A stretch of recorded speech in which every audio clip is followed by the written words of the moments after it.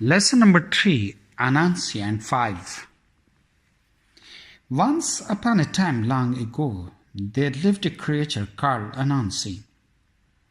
Sometimes Anansi was a spider, sometimes he was a man, and other times he was a strange mix of the two. Anansi was a trickster and he was having a difficult time. He had no money to buy food for his family.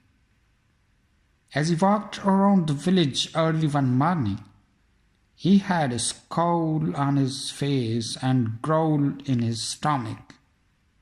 Passing by a neighbor's house, Anansi heard something that pleased him.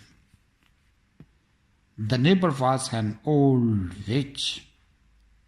She was an angry and unpleasant witch who became furious whenever anyone said her name.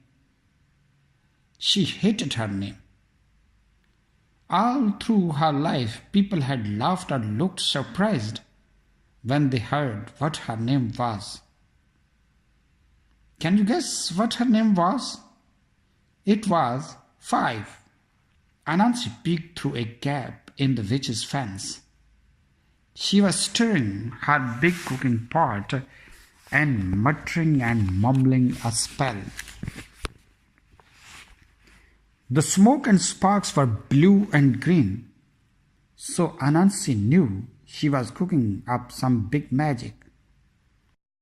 Suddenly, she snatched up her staff and started to pound it on the ground as she walked around the pot.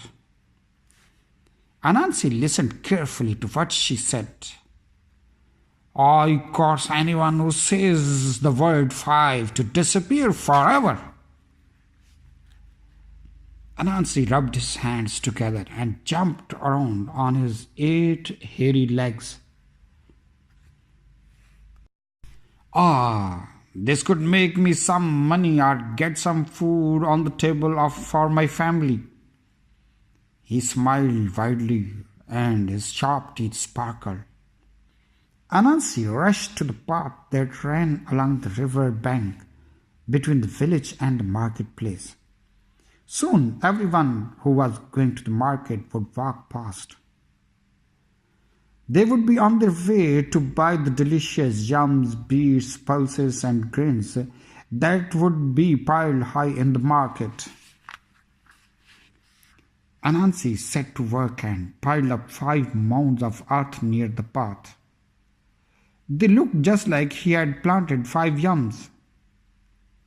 Then he sat down and waited. First to come by was little Mrs. Rabbit. She carried a basket full of sweet potato pieces and walked slowly because it was heavy. Anansi stepped forward and smiled. That looks a big weight. Please rest a while and help me. I don't know how to count, so I cannot tell how many yams I have planted.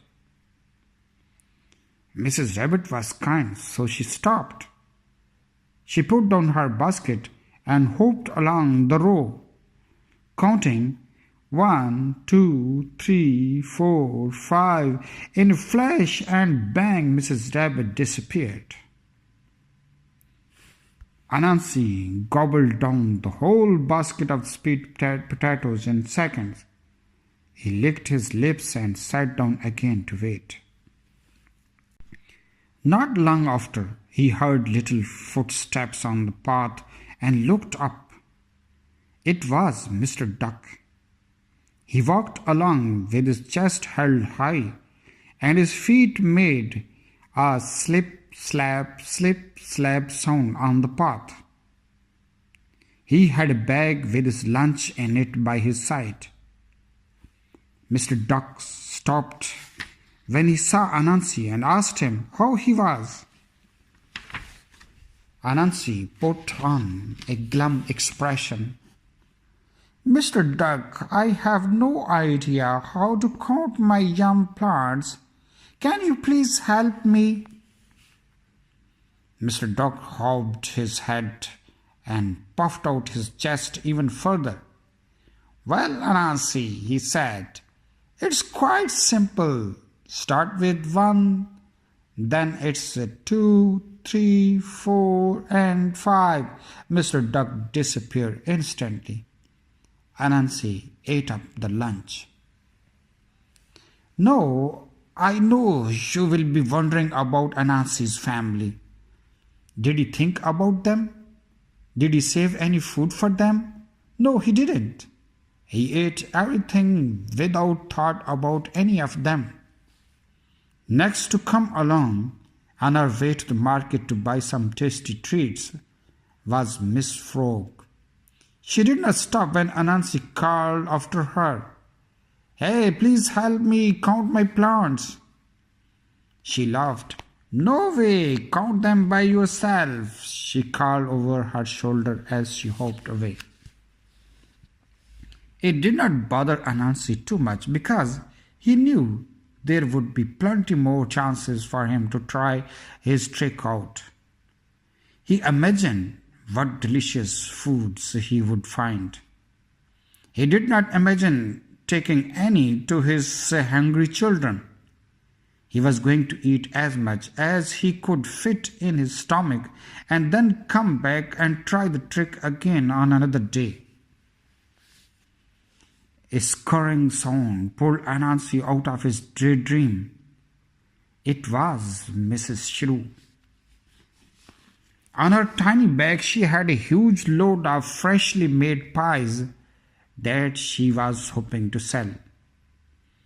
The load was 3 times her size, and her face was red from the efforts she was making.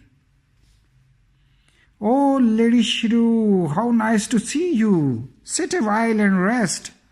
I need your help to count my plants, and you can share your wisdom with me. Anansi grinned and showed all his sharp teeth. He was trying hard to be charming because he really wanted to eat all the pies. Mr. Shrew was not a fool. She could see Anansi's eyes glisten as he looked at the pies. Well, Anansi, you are kind. I am tired. She put down her load. How can I help you? I can't count, he lied. You can count my yum mounds for me. Mrs. Shrew smiled. She walked to the nearest mound and stood on it. She pointed the mound that was the furthest away from her. 1, 2, 3, 4, and this one, she said clearly. Anansi frowned. Do it again. Say all the numbers, he said. 1, 2, 3, 4, and this one that I am sitting on. Mrs. Shrew spoke slowly and clearly. A flash of anger passed over Anansi's face. Come on, say them properly. He was finding it difficult to keep a smile on his face. Again, Mrs. Shrew smiled sweetly and counted slowly. 1, 2, 3, 4, and this one here. She pointed to the mound beneath her feet. Hurrah! Say 1, 2, 3, 4, 5, shouted Anansi. Instantly, in a big burst of sparks, he disappeared. Mrs. Shrew picked up her load and set off to the market. She would sell these pies and buy mouth-watering delicious for her family.